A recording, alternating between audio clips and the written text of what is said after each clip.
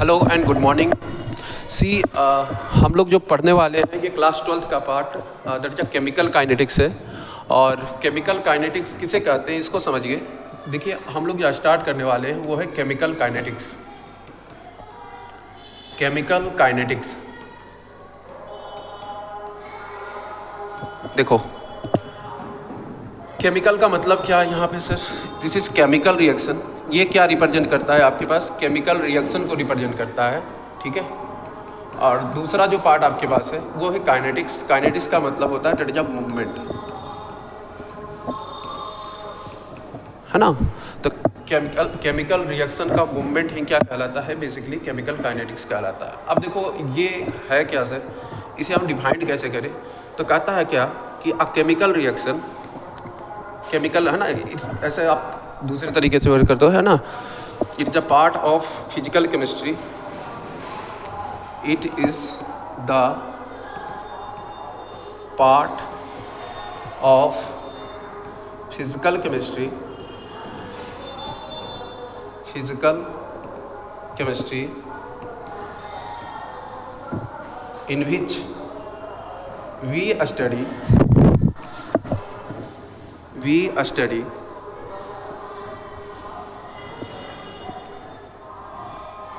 change in concentration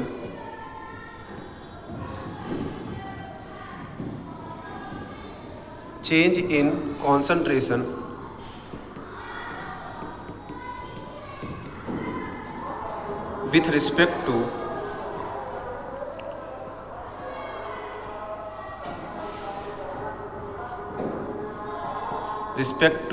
time, है ना। That is also called, we called what, that is a rate of reaction, है ना। तो अगर change in concentration with respect to time, हमारे पास यही पार्ट पढ़ना है। दिस इज ऑल्सो कॉल्ड क्या? That is a rate of reaction, rate of reaction. अच्छा, दूसरा पार्ट अगर हम इसी में ऐड करें ना तो एंड, है ना, also be study about what, है ना। दूसरे पार्ट पे अगर हम देखिए, एक तो पहला पार्ट हो गया the factor affecting rate of reaction. तो कौन कौन सा फैक्टर पढ़ने वाले हैं? तो बेसिकली पूरे चैप्टर के अंदर हम लोग ये सी बात को पढ़ने वाले हैं। तो पहला हमारे पास आ गया क्या? दर्जा रेट ऑफ रिएक्शन। तो देखो जो सबसे पहला हमारे पास क्या आएगा? दर्जा रेट ऑफ रिएक्शन। अब rate of reaction change in क्या है? दर्जा कॉन्सेंट्रेशन। तो चेंज इन कॉन्सेंट्रेशन को पहला पार्ट समझिए। चेंज इन कॉन्सेंट्रेशन क्या होता है सर? तो देखो अगर आप कोई केमिकल रिएक्शन लीजिएगा ना, अगर आप कोई भी केमिकल रिएक्शन लोगे, अगर कोई केमिकल रिएक्शन आप ले लीजिए, दर्जा मान लीजिए कोई केमिकल रिएक्शन है जो ए से क्या बनाता है? बी बनाता है, ठीक है। तो टाइम इक्वल टू 0 पे अगर आप टाइम इक्वल टू क्या 0 पे आप कॉन्सेंट्रेशन सी ले लेते हो तो इसका कॉन्सेंट्रेशन 0 होगा, मतलब सिर्फ रिएक्टेंट होंगे उस समय, प्रोडक्ट आपको मिलने वाला नहीं है, ठीक है। जब आप रिएक्शन जस्ट स्टार्ट करने वाले हो तो उस समय तो सिर्फ रिएक्टेंट ही आपके पास होगा ना। अब मान लीजिए T इक्वल टू क्या हमने ले लिया, T हमारे पास T1 ले लीजिए, ये T2 ले लीजिए, ये T ले लीजिए। तो उस कंडीशन में मैं मानता हूँ कि इसमें से X डिसोसिएट कर गया होगा और बना क्या होगा? दैट इज X बना होगा, ठीक है। तो दो चीज़ें आप देख रहे हो, है ना। अगर आप इसको ग्राफ से पहले पॉइंट वाइज समझते हैं, क्या ए का कॉन्सेंट्रेशन पहले C था और C से C में क्या हुआ? दर्जा X अमाउंट ऑफ डिसोसिएट कर गया, खत्म हो गया। तो A का कॉन्सेंट्रेशन लगातार क्या हो रहा है? घट रहा है ना। और B का कॉन्सेंट्रेशन लगातार क्या हो रहा है? 0 से X में आया तो वो बढ़ रहा है। तो आप कह सकते हो ना, आप इससे दो स्टेटमेंट, चेंज इन कॉन्सेंट्रेशन से दो बातें लिख सकते हो। पहला क्या? पहला आप लिख सकते हो क्या? तो देखिए, है ना, इंक्रीज इन क्या?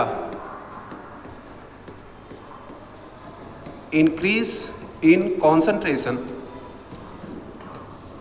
ये कॉन्सेंट्रेशन है shortly, increase in concentration of product, है ना, बट डिक्रीज इन कॉन्सेंट्रेशन, है ना, decrease in concentration of that is a reactant, ठीक है। तो हमारे पास ये क्या होगा? इंक्रीज एक होगा और दूसरा हमारे पास डिक्रीज होगा। देखो इसको ग्राफ वाइज भी आप समझ सकते हो। ये हमारे पास एक टाइम ले लेता हूँ और दूसरा आपके पास क्या है, आप ले लीजिए कॉन्सेंट्रेशन। तो ठीक है, आप यहाँ से रिएक्टेंट ले लीजिए। तो आप रिएक्टेंट मान लो, हमारे पास रिएक्टेंट क्या है सर, ए, मानना क्या है, यही है, ए ही है। और दूसरा आप प्रोडक्ट ले लीजिए। तो प्रोडक्ट इनिशियली कितने थे सर, 0 थे। तो बी आप कॉन्सेंट्रेशन ले लो, बी का कितना होगा, 0 होगा। तो ए का कॉन्सेंट्रेशन लगातार क्या हो रहा है, टाइम के रिस्पेक्ट में घट रहा है ना। तो टाइम के रिस्पेक्ट में घट रहा है, इन that condition what you will see कि अगर ये कॉन्सेंट्रेशन घट रहा है तो ये क्या देखने को मिलेगा, कुछ ऐसा, ठीक है। जबकि अगर हम प्रोडक्ट की बात करें तो प्रोडक्ट का लगातार कॉन्सेंट्रेशन क्या हो रहा है, बढ़ रहा है। तो प्रोडक्ट का कॉन्सेंट्रेशन अगर बढ़ रहा है, इन that condition what do you will show, ये आपके पास क्या दिखा रहा है, that is increase in concentration of product. ये क्या बता रहा है, increase in concentration of product. जबकि यहां पर क्या होगा, that is decrease in concentration of that is reactant, ठीक है। तो ये हो रहा है इंक्रीज इन कॉन्सेंट्रेशन हो रहा है और दूसरा क्या या क्या, that is decrease in concentration देखने को मिल रहा है, ठीक है। अच्छा, अब हम बात करते हैं इनिशियल फेज में, जैसे मैंने डिफिनेशन में बात किया था, क्या दैट इज क्या हो रहा है, basically rate of reaction change in concentration of. तो चेंज का मतलब क्या हो गया सर, चेंज का मतलब देयर इज अ इंक्रीज और डिक्रीज इन कॉन्सेंट्रेशन। तो इंक्रीज इन कॉन्सेंट्रेशन किसका हुआ, प्रोडक्ट का हुआ सर, जो इनिशियली 0 था। और रिएक्टेंट का क्या हुआ, दैट इज आपके पास डिक्रीज इन कॉन्सेंट्रेशन हुआ। तो दो चीज़ें ये ग्राफ से भी मैंने रिप्रेजेंट कर दिया। उसके बाद आपके पास जो नेक्स्ट निकल के आता है, दैट इज कॉल्ड रेट, है ना। ऐसे तो हम लोग टर्म जो डिफाइन करने वाला है, that is rate of reaction. पहले हम लोग रेट समझते हैं, what do you understand means of rate. देखो रेट का मतलब क्या है ना, अगर हम रेट की बात करें तो रेट क्या होता है, केमिकल रिएक्शन बेसिकली रेट क्या है ना, रेट किसी भी फिजिक्स में भी आप पढ़ लो, है ना, आप केमिस्ट्री में पढ़ लो, तो फिजिक्स में क्या होगा, मूवमेंट किसी बॉडी का, है ना, with respect to time, that is rate कहलाता है, कितने स्पीड से चल रहा है ना। तो हमारे पास क्या निकल गया, रेट, है ना। रेट क्या रिप्रेजेंट करेगा, अ chemical reaction, a chemical reaction takes place with respect to time, with respect to क्या, टाइम। तो अगर टाइम के रिस्पेक्ट में हो रहा, किसके रिस्पेक्ट में हो रहा होगा, टाइम के रिस्पेक्ट में, उसे हम रेट बोलेंगे, है ना। और सबसे खास बात बताओ ना कि हमारे पास टाइम के रिस्पेक्ट में जो भी हमारे पास होता है वो रेट ही कहलाता है। तो यहाँ पर चूंकि केमिस्ट्री पढ़ रहे हैं तो केमिकल रिएक्शन होगा सर, है ना। अब अगर फिजिक्स पढ़ते तो किसी बॉडी का मूवमेंट होता सर, है ना। अगर फोर्स लगाते दैट इज कॉल्ड इम्पैक्ट, तो वो तो अलग चीज़ है। हम लोग केमिस्ट्री पढ़ रहे हैं तो केमिकल रिएक्शन किसके रिस्पेक्ट में करने वाले हैं, दैट इज टाइम। तो वो क्या कहलाएगा, बेसिकली आप रेट को लिख सकते हो, आपके पास क्या होगा, है ना, कॉन्सेंट्रेशन, तुम कह सकते हो change in concentration upon what, that is dt, है ना, या डेल्टा टी। तो हम लोग पढ़ने वाले हैं इसको डिटेल में। अब पहले हम लोग जो पढ़ने वाले हैं उससे पहले वो क्या है, that is classification of chemical reaction based on rate. तो रेट का हम लोग क्लासिफिकेशन करने वाले हैं, उसके रेट के आपके पास क्या, दैट इज रेट के अनुसार। तो हम लोग पढ़ने वाले हैं क्या, क्लासिफिकेशन या types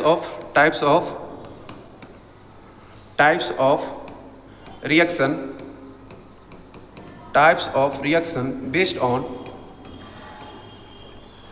on that is rate. तो हम किस भाग में, है ना, रेट के रिस्पेक्ट में करने वाले हैं। तो देखो रेट के रिस्पेक्ट में अगर आप करोगे ना, तो पहला चीज़ जो आपके पास निकल के आएगा, देखिए 3 भागों में, तो हम लोग इसे 3 भागों में बांटते हैं। पहला पार्ट अगर हम देखें ना, तो पहला होता है वेरी हाई स्पीड, वेरी क्या होगा, वेरी हाई, या दूसरा आप कह सकते हो मॉडरेट रेट ऑफ रिएक्शन होगा ना। तीसरा जो हमारे पास होगा वेरी स्लो, वेरी क्या, दैट इज स्लो। तो देखो ये बहुत ज़्यादा हाई फाई डिफिनेशन नहीं है, सिंपल सा है समझने वाला चीज़। जब वेरी हाई होगा ना, तो इस केस में आप देखोगे बहुत तेज़ी से हो रहा है केमिकल रिएक्शन। तो ये बेसिकली क्या कर सकते हो, है ना, इसका रेट क्या होगा, वेरी हाई होंगे, वेरी क्या होगा, दैट इज हाई होगा। अच्छा दूसरा टाइम की अगर बोले तो टाइम क्या होगा सर, वेरी लेस होगा, या that tends to be zero और नेग्लिजिबल, है ना। तो टाइम क्या होंगे, वेरी लेस होंगे, टाइम वेरी लेस होंगे, ठीक है। तो ये हो गया। अच्छा दूसरा अगर मॉडरेट वाले में देखें, चलो पहले स्लो वाले को देखते हैं, तो रेट क्या होगा यहाँ पर, अगर रेट देखें ना तो ये बहुत जैसे इसमें बहुत हाई हुआ था, वेरी फास्ट हुआ था, है ना, या वेरी हाई कह सकते हो, तो इसमें होता क्या है, वेरी स्लो होता है, वेरी स्लो होता है केमिकल रिएक्शन।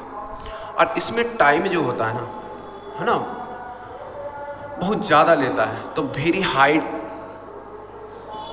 वेरी क्या, that is high time required, time required. तो देखो इसका प्रैक्टिकल मैं बताता हूँ, अगर बहुत स्लो हो ना तो जैसे आप जानते हो दर्जा रस्टिंग ऑफ आयरन, तो आयरन का रिएक्शन आप करा दो किसके साथ सर, ऑक्सीजन के साथ, तो ये स्लो होता है, ठीक है। तो Fe2O3 आपका बना लेगा, है ना। तो ये आपके पास क्या होगा, दर्जा रिएक्शन। अच्छा मॉडरेट, आपका रेट क्या हो, neither it's very high, neither it's क्या, that is very high, and nor it's क्या, very slow, nor it's very slow. तो उस कहलाएगा, ये क्या कहलाएगा, दर्जा मॉडरेट कहलाएगा। अच्छा इसके जो एग्जांपल्स है ना, इसको एग्जांपल थोड़ा सा देख लीजिए। अगर हम इसके एग्जांपल्स की बात करें, जितने भी आयोनिक रिएक्शन होते हैं, आयोनिक रिएक्शन, ठीक है। तो आयोनिक रिएक्शन में जैसे आप सिंपल सा आप कह सकते हो, जैसे HCl का हमने रिएक्शन करा दिया, किसी भी एसिड और बेस का रिएक्शन, है ना, स्पेशली स्ट्रॉन्गर वाले का, तो ये रिएक्शन अगर कराओगे तो आपके पास क्या निकल के आएगा, दैट इज NaCl, और दूसरा क्या, दैट इज H2O। ये बेसिक्स एग्जाम्पल है। अब इसमें क्या हुआ कि ये बहुत ज़्यादा तेज़ी से होगा, जबकि ये क्या हुआ ना कि आपका बहुत स्लो हुआ। अच्छा मॉडरेट वाले का, तो मॉडरेट वाले का आपका रिएक्शन निकल के आता है, जैसे H2O2 अगर ये ब्रेक करेगा ना तो ये देगा H2 और साथ में क्या देगा, तो सर O2 देगा। तो ये मॉडरेट रिएक्टिव होता है ना। इन गैसियस फॉर्म, ये लिक्विड फॉर्म में पाए जाते हैं, ये गैसियस फॉर्म, और ये क्या गैसियस फॉर्म में पाए जाते हैं, ठीक है। तो ये किस बांटा, बेसिकली रेट के आधार पर बांटा। दूसरा जो हम लोग डिस्कस करने वाले हैं वो है रेट ऑफ रिएक्शन का। तो देखिए रेट ऑफ रिएक्शन क्या होता है ना। तो देखो रेट ऑफ रिएक्शन, तो हेडिंग हम लोग क्या डालने वाले हैं, दर्जा, है ना, नेक्स्ट पार्ट दर्जा rate of reaction, rate of क्या, दर्जा रिएक्शन। तो रेट ऑफ रिएक्शन में हम लोग जो पढ़ने वाले हैं वो क्या है, a chemical reaction takes place with respect to what, दर्जा टाइम। ऐसे हमने रेट का भी यही डिफिनेशन दिया, आपके पास निकल के आया था, ठीक है। तो रेट ऑफ रिएक्शन क्या होगा, दर्जा इंक्रीज और चेंज इन, ऐसा आप लिख सकते हो ना, चेंज इन क्या, दर्जा कॉन्सेंट्रेशन, आप कह सकते हो दर्जा change in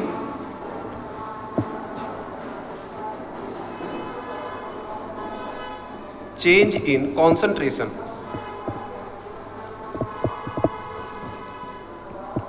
concentration with respect to time,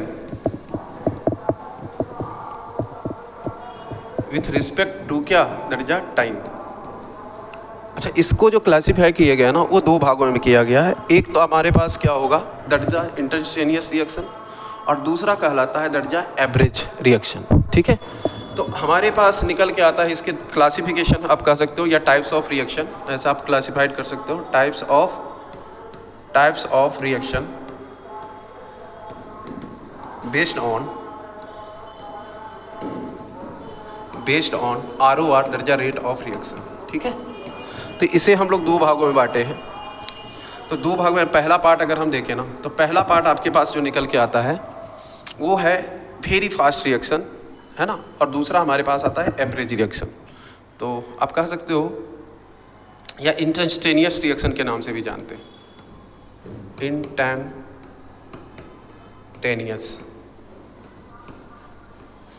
instantaneous reaction, और दूसरा हमारे पास जो आता है वो है एवरेज रिएक्शन, एवरेज रिएक्शन, ठीक है। तो इंस्टेंटेनियस रिएक्शन और एवरेज रिएक्शन को हम लोग समझते हैं क्या है। इस दोनों को मैं कंपेयर करने वाला हूँ, साथ में डिफिनेशन भी लिख दूंगा। तो देखो आपके पास पहला जो पार्ट है ना वो है एवरेज रिएक्शन, दूसरा जो आपके पास है वो है इंस्टेंटेनियस क्या दर्जा रिएक्शन। तो इसमें क्या होने वाला है ना, वेरी फास्ट रिएक्शन को, अब देखो इसमें क्या है, एवरेज रिएक्शन की बात करें तो एवरेज क्या होगा, ये कुछ टाइम लेगा, है ना, मतलब a chemical reaction takes place in finite time, है ना। तो आप ऐसा लिख सकते हो, अ केमिकल रिएक्शन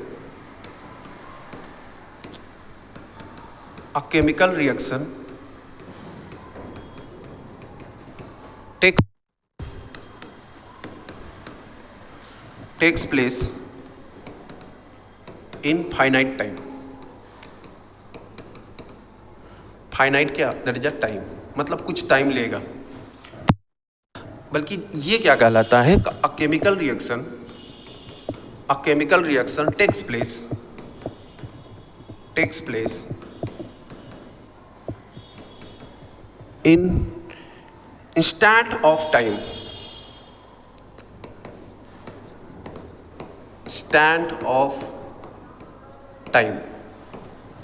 ठीक है। तो ये क्या कहलाएगा, इंस्टेंटेनियस रिएक्शन कहलाएगा। और इसमें क्या होगा ना, अगर हम टाइम की बात करें ना तो टाइम ये होता है 10⁻⁻14 टू 10⁻⁻16 सेकेंड के आसपास होता है। तो ये बहुत फ्रैक्शन ऑफ सेकेंड आप कह सकते हो, ये टाइम बहुत ही कम है, और ये बहुत कम होने के कारण दिस इज कॉल्ड क्या, दैट इज इंस्टेंटेनियस रिएक्शन कहलाता है, ठीक है। अब आगे हम बात करते हैं एवरेज वाले की, हम बात करते हैं। जैसे एवरेज में क्या होता है ना, जैसे आपके पास क्या होगा, कोई भी केमिकल रिएक्शन है, तो कोई केमिकल रिएक्शन अगर होगा तो ये रिएक्टेंट किस में जाने वाला है, दर्जा प्रोडक्ट में जाने वाला है। तो रिएक्टेंट किस में कन्वर्ट होने वाला है, बेसिकली प्रोडक्ट में होगा। तो आप यहाँ रिएक्टेंट ले लो आर, है ना। अब कह लीजिए कोई भी आप टाइम ले लो, तो टाइम हम मान लेते हैं हमारे पास जो टाइम है ना, ये टाइम कोऑर्डिनेट को, है ना, एक्स कोऑर्डिनेट टाइम को रिप्रेजेंट करेगा। तो ये हमारे पास ये जो पार्ट है ना, ये कहलाएगा बेसिकली T1। ये क्या कहलाएंगे, T1 कहलाएगा। इसके रिस्पेक्ट में जो होगा, है ना, इसके रिस्पेक्ट में जो रिएक्टेंट रहे होंगे वो कितना R1 रहा होगा, ठीक है। दूसरा हम टाइम T2 ले लेते हैं। दूसरा क्या है, दर्जा टाइम क्या, दर्जा T2 ले लेते हैं। तो यहाँ आपके पास निकल के आएगा क्या, दर्जा R2, ठीक है। अच्छा, जबकि इंस्टेंटेनियस की अगर हम बात करें तो इसमें क्या होगा, इसमें हमारे पास निकल के आएगा ग्राफ तो कुछ ऐसा ही रहेगा, ठीक है। आपके पास कुछ ना कुछ ग्राफ ऐसा रहा होगा। अब इसके अंदर क्या निकले देखने को मिलेंगे कि जो सबसे पहला पार्ट आता है वो टेंजेंट को ये टच करेगा, क्योंकि instant of time very small time, या यूँ कहो टाइम इंटरवल ऑलमोस्ट दर्जा टू बी 0, ठीक है। तो ऑलमोस्ट टू बी 0 ये कब पॉसिबल होगा, तो देखो आप ये एक टेंजेंट ले लो, ठीक है। अगर आप एक टेंजेंट लोगे तो मान लीजिए ये एग्जैक्टली यहाँ टच किया, हालांकि टच नहीं किया है, फिर से ट्राई करता हूँ। तो हमारे पास क्या निकल के आया ना, इस इंस्टेंट ऑफ टाइम पे, है ना, आप क्या कर सकते हो, देयर इज अ क्या, देयर इज अ चेंज। और ये चेंज कितना है सर, वेरी स्मॉल चेंज। आप इसको अगर T1 कहते हो ना, तो इसको कहना है T2 कहते हैं, और इसको नाम देते हैं क्या, देयर इज अ DT।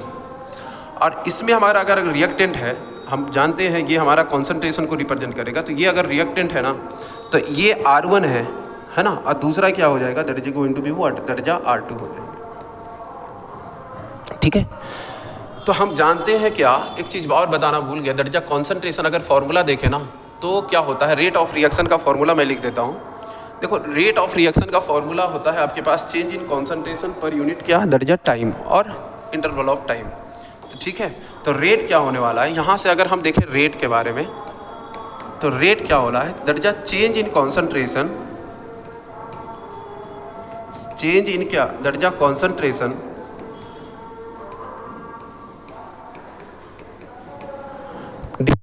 दर्जा टाइम इंटरवल,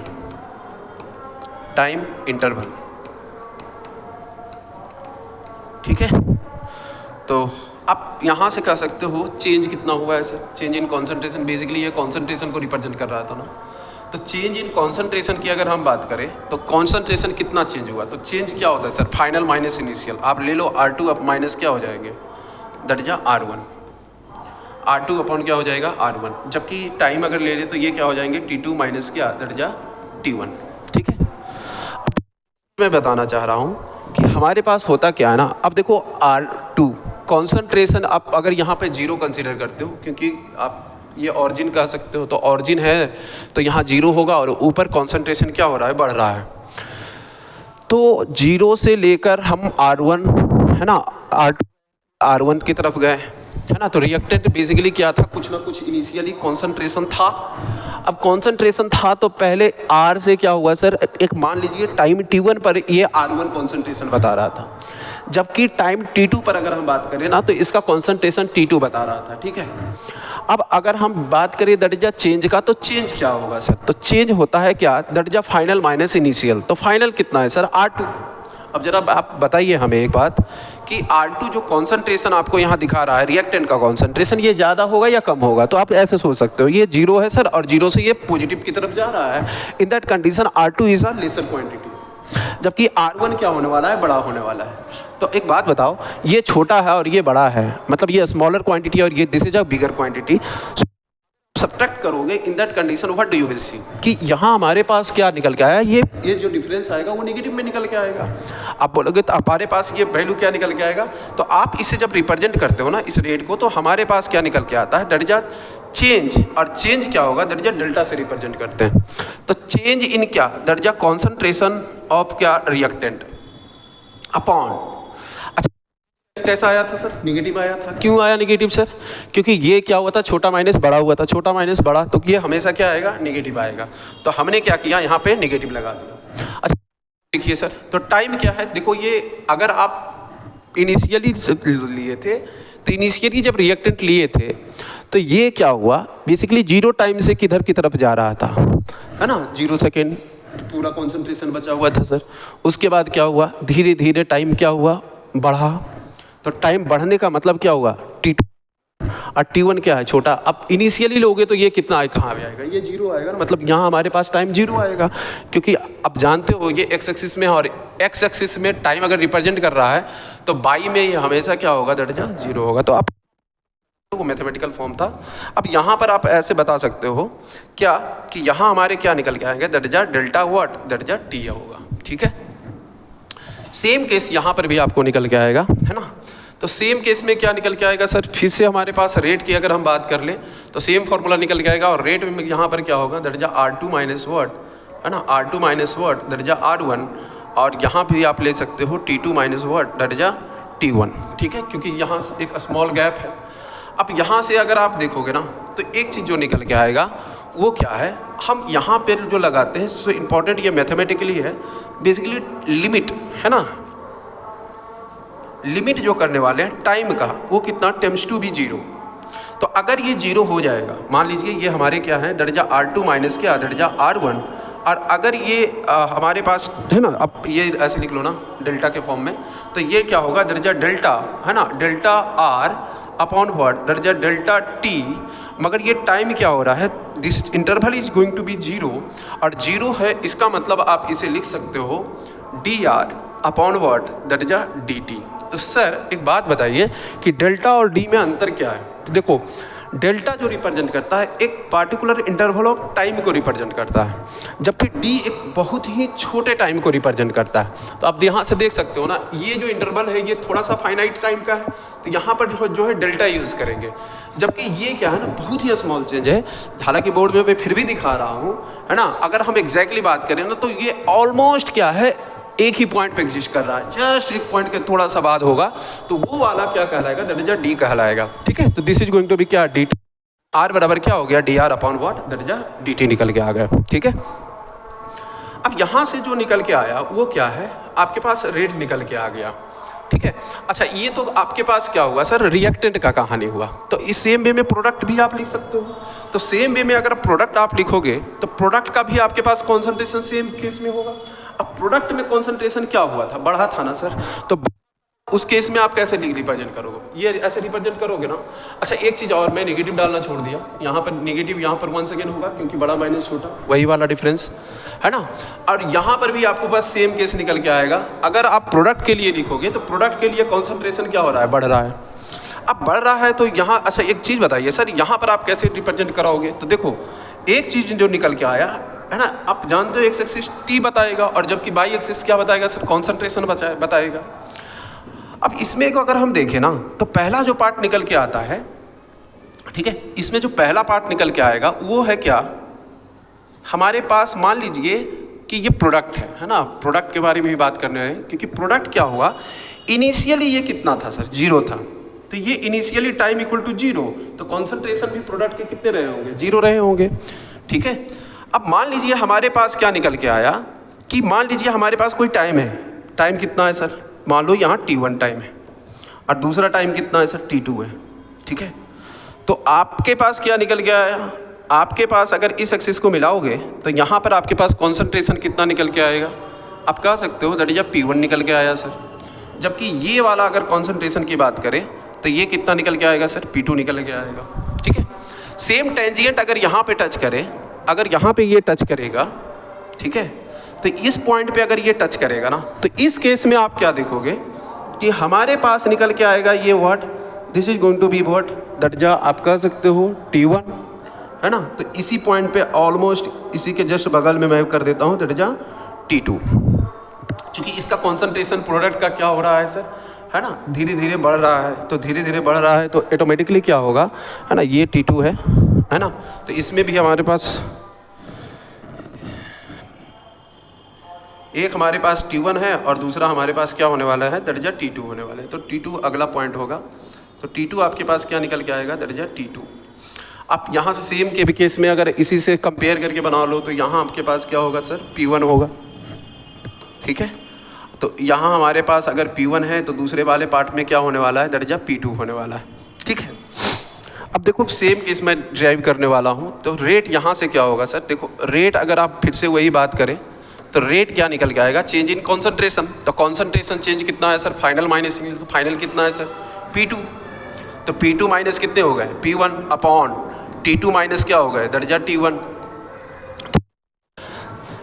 यहाँ पे अगर हम बात करें तो यहाँ पर रेट क्या निकल के आएगा, यहाँ पे रेट क्या निकल के आएगा सर, बेसिकली यहाँ से आप कह लो, तो यहाँ से आप कहोगे तो क्या बोलोगे, that is delta P upon क्या हो गया, दैट इज डेल्टा टी, ठीक है। तो डेल्टा पी को अगर आप देखोगे ना तो delta P upon delta T, अब ये देखो पॉजिटिव में मैंने लिखा है, क्यों लिखा है सर पॉजिटिव में, तो देखो ये कॉन्सेंट्रेशन में देखोगे तो इनिशियली 0 थे, ऊपर जाएगा तो ये पॉजिटिव की तरफ जाएगा ना। तो P2 बड़ा एक नंबर हो गया, माइनस क्या, बड़ा माइनस छोटा, कुछ पॉजिटिव आएगा। अगर हम बात करें ना तो दूसरे में भी सेम केस आएगा सर, P2 माइनस कितना है ना, P1 है ना, T2 है ना, अपॉन क्या, that is T2 minus T1। तो ये कितना निकल के आएगा, basically delta P upon what, delta T. और आप कह सकते हो इफ़ क्या करें, लिमिट लगा दें।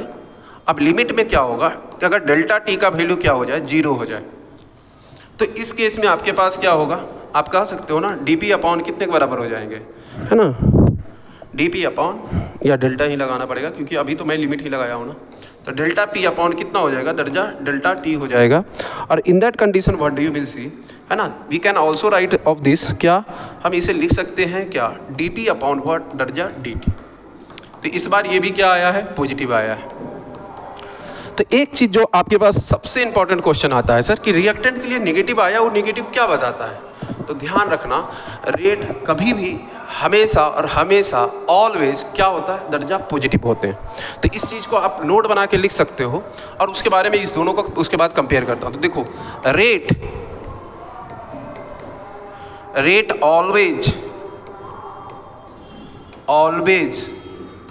बी द पॉजिटिव, ये हमेशा क्या होता है सर, पॉजिटिव होता है। सर ऊपर में तो नेगेटिव आया है, तो देखो इसका मीनिंग समझिए, नेगेटिव का what does it mean.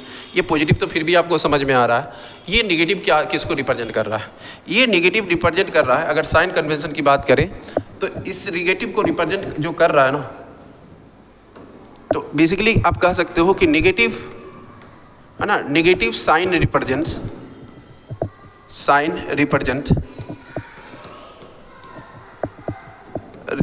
Represent decrease इन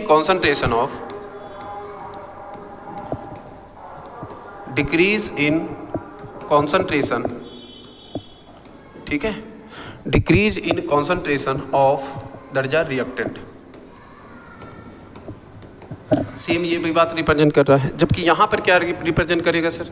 आप यहाँ पे कह सकते हो दर्जा ये पॉजिटिव किसको रिप्रेजेंट कर रहा है, तो आप कह सकते हो है ना, इट रिप्रेजेंट्स द, है ना, या पॉजिटिव साइन आप ऐसे लिख सकते हो, दर्जा पॉजिटिव साइन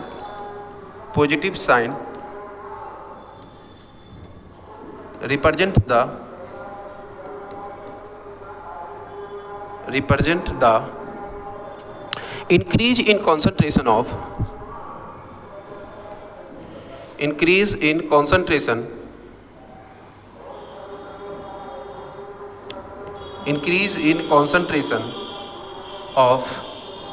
प्रोडक्ट। ठीक है, तो ये हमारे पास क्या निकल के आया, दर्जा रेट अपॉन क्या, दर्जा एक पॉजिटिव निकल के आया और दूसरा क्या निकल के आया, निगेटिव निकल के आया। ठीक है, अब जो नेक्स्ट हम लोग पार्ट पर डिस्कस करने वाले हैं वो है stoichiometric coefficient, rate of reaction on stoichiometric coefficient, है ना। तो बेसिकली हम लोग पढ़ने वाले हैं नेक्स्ट टॉपिक दर्जा क्या, रेट ऑफ रिएक्शन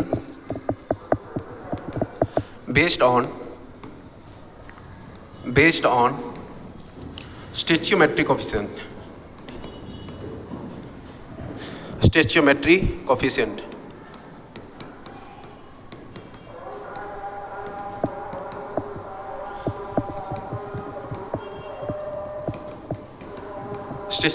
कोएफिशिएंट। ठीक है, तो इसमें देखो हम लोग क्या पढ़ने वाले हैं, अगर हम रेट ऑफ रिएक्शन, देखो कोई जनरल इक्वेशन ले लेते हैं, है ना, हम लोग जनरल इक्वेशन लेते हैं, है ना, जनरल केमिकल इक्वेशन ले लेते हैं। तो जनरल केमिकल इक्वेशन की अगर हम बात करें,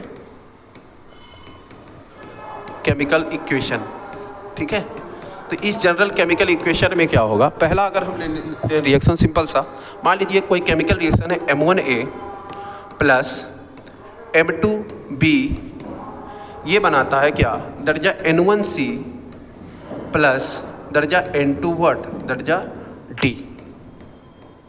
ठीक है, अच्छा एक पॉइंट रह गया, इसमें आपको बस एक यूनिट भी बताना होता है, तो यूनिट भी एक इम्पॉर्टेंट है क्योंकि एक बार क्वेश्चन पूछा जा चुका है, एक नहीं कई बार बल्कि पूछा जा चुका है। तो रेट का क्या होगा आपके पास, रेट का जो यूनिट होता है वो है दर्जा कॉन्सेंट्रेशन पर यूनिट टाइम। ठीक है, तो आप इसे लिख सकते हो और करके क्या, कॉन्सेंट्रेशन किस में होता है सर, मोल पर लीटर में होता है, मोल पर लीटर, और आप लिख सकते हो पर सेकेंड, या उसे लिख सकते हो क्या, दर्जा मोल पर लीटर पर मिनट भी लिख सकते हो। तो ये हमारे पास क्या है, यूनिट है किसके, दर्जा रेट के। ठीक है, अब हम इसको आते हैं स्टोइकियोमेट्रिक कोएफिशिएंट वापस। पहला अगर हम पार्ट देखें ना, तो जनरल केमिकल इक्वेशन मैंने लिखा है, अब इसका हमें रेट लिखना है। तो रेट लिखने का ना सिंपल सा तरीका होगा, है ना, अगर आपके पास देखो दो चीज़ें हो रहा है कि रिएक्टेंट को अगर हम देखें ना A और B को, तो ये लगातार डिसअपियर्ड हो रहा है, जबकि हम प्रोडक्ट की बात करें ना तो प्रोडक्ट क्या हो रहा है, दर्जा अपेयर हो रहा है। तो रेट ऑफ डिसअपियरेंस भी नापा जाता है और रेट ऑफ अपेयरेंस भी मापा जाता है। ठीक है, तो हम कह सकते हैं क्या, दर्जा rate of disappearance of A, rate of disappearance of A. तो ए के बारे में बात करें तो ये कितना आएगा सर, तो आप जानते हो माइनस लगेगा, क्यों सर, क्योंकि ये लगातार कॉन्सेंट्रेशन इसका रिएक्टेंट का डिक्रीज करेगा, तो माइनस DA अपॉन कितने हो जाएंगे, दर्जा DT हो जाएगा। ठीक है, दूसरा हम अगर बात करें दर्जा रेट ऑफ डिसअपियरेंस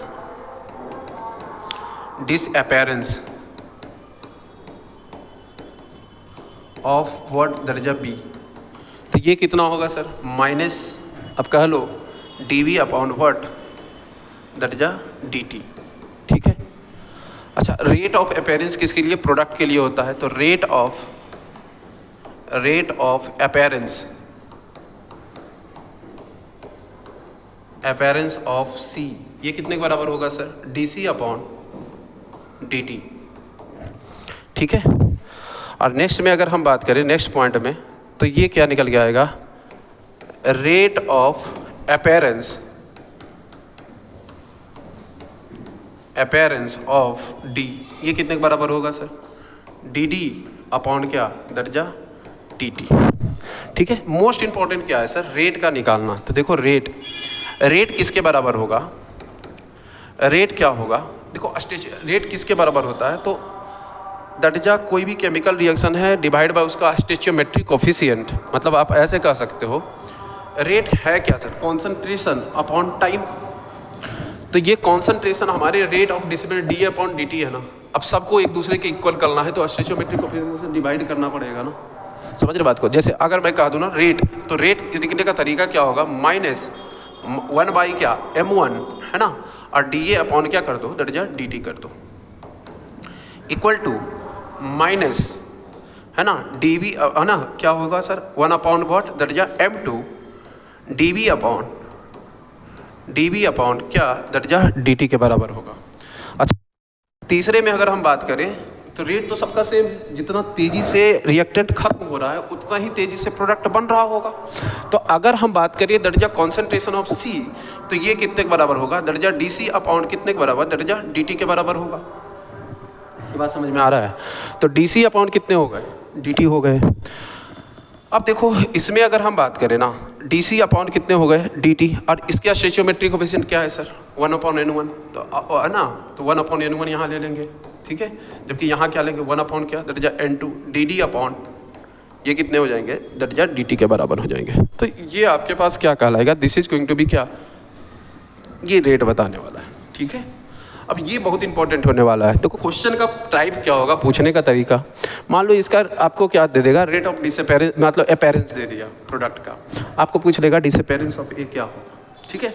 इस तरह का क्वेश्चन, जैसे आप सिंपल सा क्वेश्चन ले लेते हो ना, जैसे मान लीजिए नाइट्रोजन है ना, नाइट्रोजन क्या कर रहा है, ये रिएक्शन करता है किससे, हाइड्रोजन से, तो बनाता क्या है सर, NH3 बनाता है। क्या बनाता है सर, NH3। तो आप इसकी क्वेश्चन को देखो, क्या बैलेंस है, नहीं है सर। तो NH3 अगर बनाया तो यहाँ 3 से मल्टीप्लाई करना होगा। अब देखो क्या ये बैलेंस है। तो किसी भी अगर रेट लगाना हो ना, तो सबसे पहला आपका काम करना पड़ेगा वो है क्या, दैट इज स्टोइचियोमेट्रिक कोफिशिएंट, क्योंकि आप rate of reaction based on क्या, दैट इज स्टोइचियोमेट्रिक कोफिशिएंट ही पढ़ रहे हो, ठीक है। अच्छा अगर हम बात करें ना, तो ये कितने के बराबर होगा सर, तो आप कह सकते हो कि हमारे पास निकल के आया क्या, अगर हम रेट ले लें तो ये रेट कितने के बराबर निकल के आएगा, रिएक्टेंट है तो रिएक्टेंट के लिए क्या लेते हैं, है ना, D of concentration of what, दर्जा n2 है ना, अपॉन क्या हो जाएंगे, dt। सर बोलोगे कि आपने कोफिशिएंट कुछ नहीं लिया, तो अरे 1/1 करोगे तो क्या ही आएगा, ठीक है। अच्छा दूसरा आपके पास क्या हो गया, 1/3 है ना, डी ऑफ H2 अपॉन क्या हो गया, दैट इज dt। अच्छा तीसरा जो हमारे पास निकल के आएगा वो क्या है, 1/2 कर लो, है ना, that is D concentration of क्या, दैट इज NH3 अपॉन क्या हो जाएंगे, दैट इज dt के बराबर हो जाएगा, ठीक है। तो किसी को अगर रेट निकालना हो तो रेट किसके बराबर हो, concentration change in concentration per unit time, है ना।